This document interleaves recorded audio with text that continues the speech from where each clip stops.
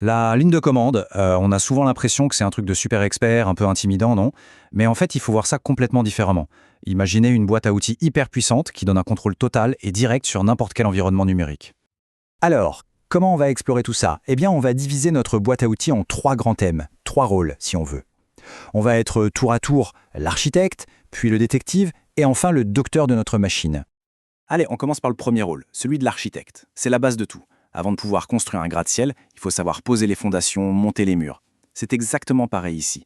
Ces premières commandes, ce sont les fondations de notre espace de travail numérique. On connaît tous cette situation, pas vrai? Le bureau de l'ordinateur qui ressemble à un champ de bataille, des fichiers partout, impossible de s'y retrouver. C'est le bazar.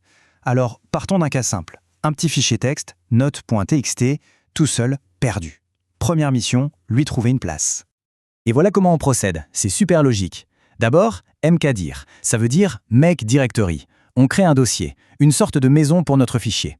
Ensuite, cp pour copie. On prend notre fichier et on en met une copie dans sa nouvelle maison. Après, on a mv pour move. Alors là, petite astuce, ça sert à déplacer bien sûr, mais ça permet aussi de renommer un fichier. Super pratique.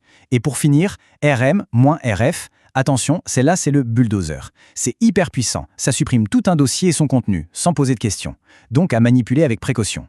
Et voilà, en cas de commande, on a géré tout le cycle de vie d'un fichier. Bon, ça y est, on en a un espace de travail tout propre, tout bien rangé. Mais qu'est-ce qui se passe quand on perd quelque chose? Même dans la maison la mieux rangée, ça arrive. Le système de fichiers, c'est gigantesque. C'est là qu'on change de casquette. On laisse le casque d'architecte et on met le chapeau de détective. Ah, le grand classique, ce moment de frustration. On sait qu'on a ce fichier WordList quelque part sur la machine, on en est certain. Mais où? Dans quel recoin du disque dur? Commencer à chercher à la main, c'est juste pas possible.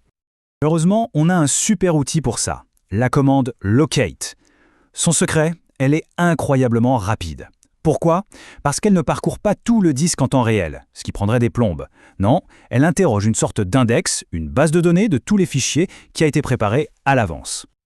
Mais voilà le piège. On lance Locate WordList et rien. 0 résultat. Alors là, c'est l'incompréhension totale. On sait que le fichier est là. Pourquoi est-ce que notre super commande rapide ne le trouve pas? Eh bien, c'est justement à cause de son secret. Cet index, il n'est pas magique, il n'est pas mis à jour en permanence.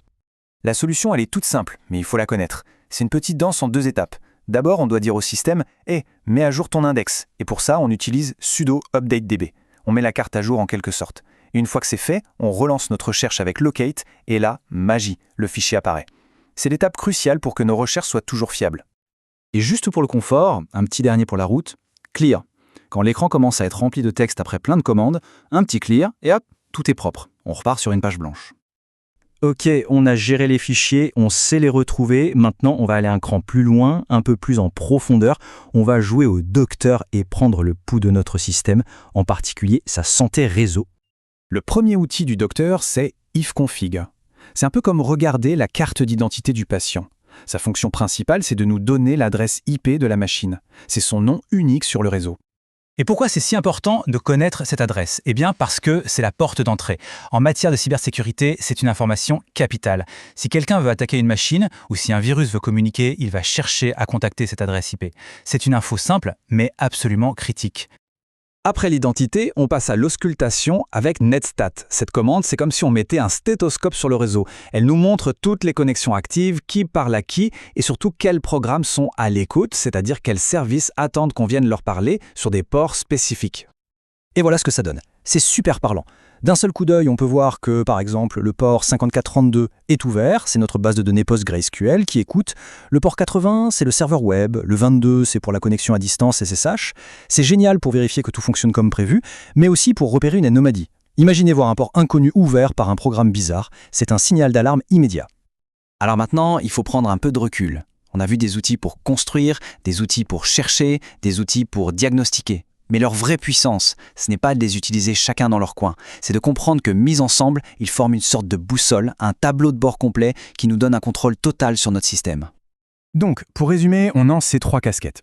L'architecte avec mkdir, cp, mv et rm pour bâtir et organiser. Le détective avec locate, updatedb et clear pour fouiller et trouver. Et enfin, le docteur avec ifconfig et netstat pour vérifier la santé du réseau. Chaque rôle a sa boîte à outils. Mais attention, Tout ça, ce ne sont que les outils de base. Ce sont les lettres de l'alphabet, les notes de musique. La vraie question, la plus intéressante, c'est maintenant qu'on a ces outils en main, qu'est-ce qu'on va bien pouvoir construire avec? C'est là que l'aventure commence vraiment.